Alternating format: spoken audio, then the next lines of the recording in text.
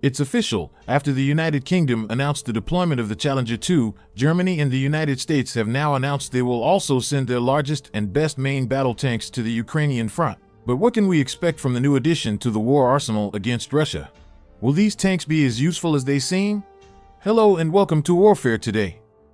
Following the example of UK's Prime Minister Rishi Sunak, Prime Minister Olaf Scholz and President Biden just announced their countries will also support Ukraine with their best main battle tanks.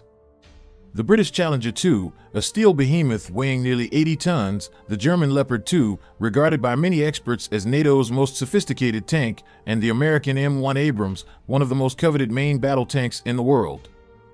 The tanks currently in service in Ukraine are all based on Soviet designs, like the Russian T-80.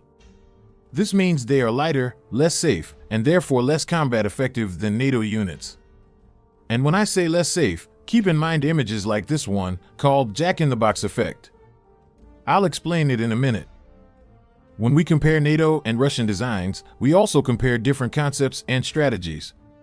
Since the Soviet era, the Russians have prioritized numbers over the individual power of their tanks. Their strategy has always been to produce lighter and more compact tanks, faster and cheaper to build. On the other hand, NATO models follow a different combat philosophy. They are extremely heavy, more expensive, and slower to assemble, with a lot of power concentrated in each unit. But it also means fewer available vehicles. In other words, while one side has opted for quantity, the other has invested in quality. Besides being lighter, with about 45 tons, and with thinner armor, Russian tanks are also more compact, and with autoloaders, requiring only 3 people to operate them. But the big flaw of these tanks is the huge risk created by the ammunition storage system. The projectiles usually stay stored in the central area of the vehicle, just below the turret. However, these are light tanks with little armor, and when a projectile manages to penetrate the protection and hit the ammunition stock, it causes the jack-in-the-box effect, well known since the Gulf War. To the despair of the Russians, pictures like this are frequent in the Ukrainian fighting zones, where we see hundreds of destroyed Russian tanks with their turrets thrown several dozen feet away by the explosion. An incident much harder to happen with NATO tanks. They are larger, heavier, and much better protected vehicles. All have manual loading of weapons and require 4 operators: the commander, the gunner, the loader, and the driver. The ammunition is stored in strategic and well-protected locations. This grants more safety to the team, even under heavy fire.